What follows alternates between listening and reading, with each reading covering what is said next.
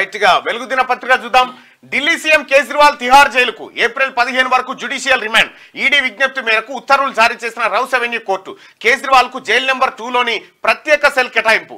Digital పరికరాల పాస్వర్డ్లు చెప్పట్లేదన్న అధికారులు. విచారణకు కేజ్రీవాల్ సహకరించడం లేదని ఈడీ వాదనలతో ఏకీభవించిన కోర్టు కేజ్రీవాల్ రిమాండ్. జైల్లో ప్రత్యేక సౌకర్యాలు కోరిన కేజ్రీవాల్ న్యాయవాదులంటూ సోమవారం ఢిల్లీలోని రౌస్ అవెన్యూ కోర్టు వద్ద కేజ్రీవాల్ అంటూ నిన్న ధ్రువరాటే ఒకటి వీడియో చేస్తున్నారు మినిమైజ్ చేయన్న. అయితే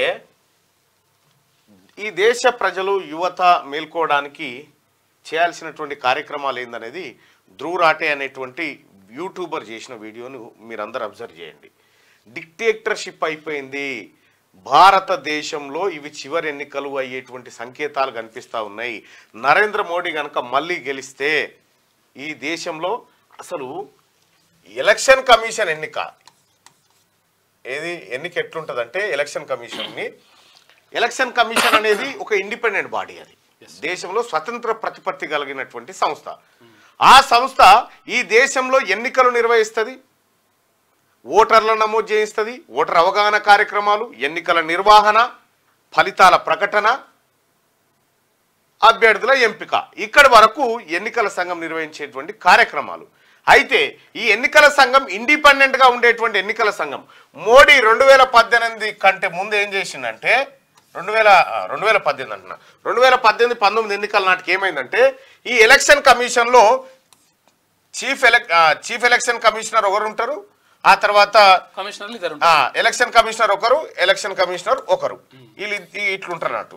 అయితే నరేంద్ర మోడీ ఇది ఎట్లుంటుండే ఎన్నిక ముందు సుప్రీంకోర్టు సిజేఐ,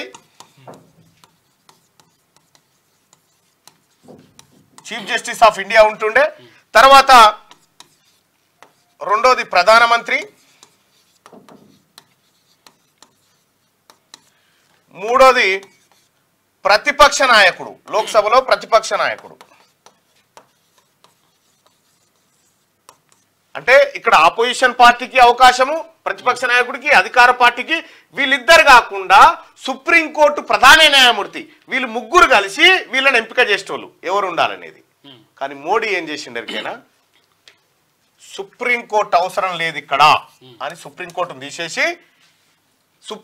తీసేసి ఏం చేసిండు, కేంద్ర మంత్రివర్గంలోంచి ఒక మంత్రి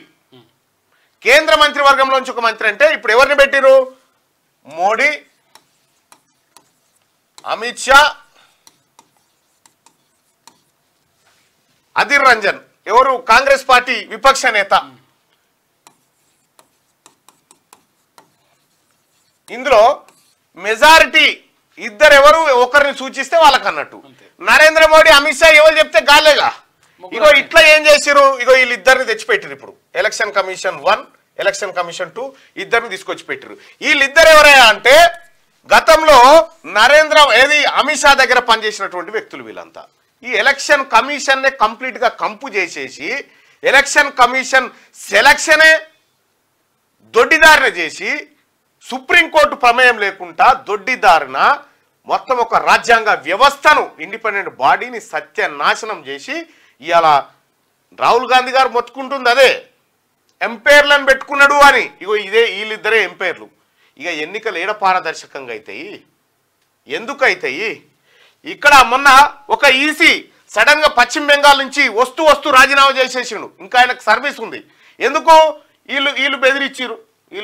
నువ్వు రాజీనామా చేయి, మా వాళ్ళని పెట్టుకుంటామని మా వాళ్ళని పెట్టేసారు. ఇప్పుడు చీఫ్ ఎలక్టోరల్ ఆఫీసర్ ఒక్కడే. ఇక మీ కింద ఉన్నటువంటి ఎలక్షన్ కమిషనర్లు ఇద్దరు ఎవరైతే ఉన్నారో వీళ్ళిద్దరు కంప్లీట్గా మోడీ మనుషులే. స్వతంత్ర ప్రతిపత్తి సంస్థలో కిట్లబాయ్. ఇక ఇంకొకటి ఇక్కడ కేజ్రీవాల్ అరెస్టు,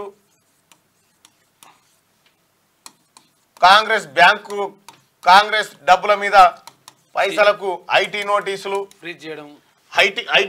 ఇవ్వడము, ఆ తర్వాత ఇక ఎన్డీఏలో లేని పక్షాలు ఏవైతే ఉన్నాయో ఆ అభ్యర్థుల పైన ఈడీ బెదిరింపులు, సిబిఐతోని బెదిరింపులు, ఇన్ని రకాలైనటువంటి వ్యవస్థలను దుర్వినియోగం చేసినటువంటి నరేంద్ర మోడీ ప్రభుత్వం రేపు పొద్దుగాల ఏమంటారు, వాళ్ళ నాయకుడు ఏమంటుండు, వాళ్ళ పార్టీ నాయకుడు, మాకు 400 ఎంపీ స్థానాలు వస్తే ఎంపీలు వస్తే భారత రాజ్యాంగాన్ని మార్చేస్తామని చెప్తున్నారు. భారత రాజ్యాంగాన్ని మార్చేస్తామని చెప్తా ఉన్నారు వీళ్ళు. భారత రాజ్యాంగాన్ని మారిస్తే ఏం జరుగుతుంది? ఇప్పుడు మనం ఇక్కడ మాట్లాడుకుంటున్నాం కదా, స్వేచ్ఛగా మాట్లాడుకుంటున్నాం కదా, దేశంలో కంప్లీట్గా సరే భారత రాజ్యాంగాన్ని టాపిక్ అంటే ముందు దేశంలో ఉన్నటువంటి మీడియా కంప్లీట్గా నేషనల్ మీడియా మోడీ బెదిరింపులకు గురైపోయి మోడీ వాళ్ళలో చిక్కిపోయింది. మోడీ తప్ప ఇంకో జపం లేదు ఆ మీడియా. ఇక్కడ కేజ్రీవాల్ అరెస్ట్ అనేటువంటి టాపిక్ ఈ ఎలక్షన్ బాండ్ల దుర్మార్గాన్ని చర్చకు రాకుండా నేషనల్ మీడియా అట్లా పెట్టి కేజ్రీవాల్ని పైకి తీసుకొచ్చింది. ఇది పెద్ద కుట్ర. ఇక భారత రాజ్యాంగాన్ని మారిస్తే ఏం జరుగుతాయంటే ఇక్కడ ఈ దేశంలో ప్రతి వ్యక్తికి జీవించే హక్కు ఉంది చూసినావా, అది ఉండకపోవచ్చు. లేలే ఇక్కడ కొంతమంది బతకాలి మిగతా వాళ్ళని చంపేయాలంటే డిక్టేటర్షిప్ అంటారు దీన్ని. నరేంద్ర మోడీ గారు తెలియని నియంతలాగా తయారైపోయింది ఈ దేశానికి. అందుకోసమే అమెరికా ఆందోళన వ్యక్తం చేసింది మొన్న, అందుకోసమే జర్మనీ మాట్లాడుతూ ఉంది, అందుకోసమే లండన్ మాట్లాడుతూ ఉంది. ఏంది ఇక్కడ ఇట్లా జరుగుతుంది ఏంది దేశంలో అని. వెంటనే వీళ్ళు కౌంటర్ నరేంద్ర మోడీ, మా దేశ సార్వభౌమాధికారంలోకి మీరు వేలు పెట్టాల్సిన అవసరం లేదని అంటారు. ఐక్యరాజ్య సమితి అదే చెప్తా ఉంది, ఏదో జరుగుతుంది ఇండియాలో అని. ఈ దేశ ప్రజలు గుడ్డిగా నమ్మి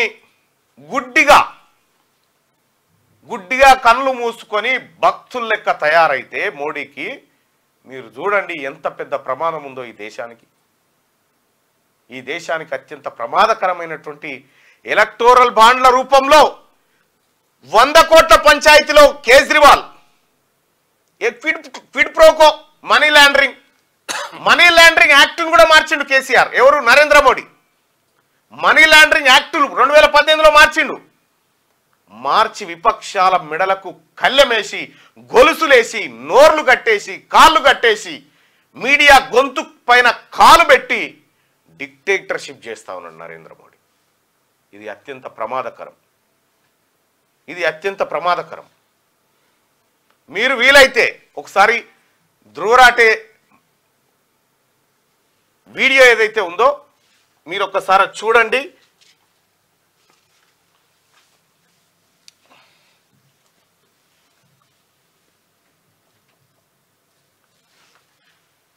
ఈ వీడియో చూడండి. ఈ వీడియో చూస్తే 10 గంటల్లో 4.6 మిలియన్ల మంది చూసిరు. ఇది ఎందుకు చూసిరు, ఏం కథ, ఈ అబ్బాయి ఏం చెప్తా ఉన్నాడు అనేది ఒకసారి చూడరు, విత్ ఆధారాలతో సహా ఉంటుంది ఇందులో. చాలా ప్రమాదంలోకి పోతా ఉన్నాం. తమాషా కొద్దీ ఏమీ తెలవకుండా విషయం అర్థం చేసుకోకుండా గుడ్డిగా ఎడ్డిగా కొంతమంది వ్యక్తులను కొన్ని సంస్థలను సమర్థిస్తే అది చాలా ప్రమాదకరం. ఇది ఇప్పుడు తెలుస్తలేదు మీకు. ఇంకొకసారి కనుక నరేంద్ర మోడీ, నిన్ననే ఒక ఆయన చెప్పినా, ఏదైతే ఈవీఎంలు తయారు చేసేటువంటి కంపెనీ ఉంటుందో ఆ కంపెనీలో ఉన్నటువంటి 4 వ్యక్తులు ఇలా భారతీయ జనతా పార్టీలో ఉన్నారు అని చెప్తా ఉన్నారు. ఈవీఎంల కాడ వాళ్ళ మనుషులు వచ్చేసిరు, ఎలక్షన్ కమిషన్లో వాళ్ళ మనుషులు వచ్చేసిరు, ఈడీ సిబిఐ ఐటీ వీళ్ళ చేతుల్లోనే ఉంది, మీడియా వీళ్ళ చేతుల్లోనే ఉంది. నోరు తెరిస్తే ఈడీ కేసు. ఎంత ప్రమాదంలో ఉందో ఆలోచన చేసుకోరు.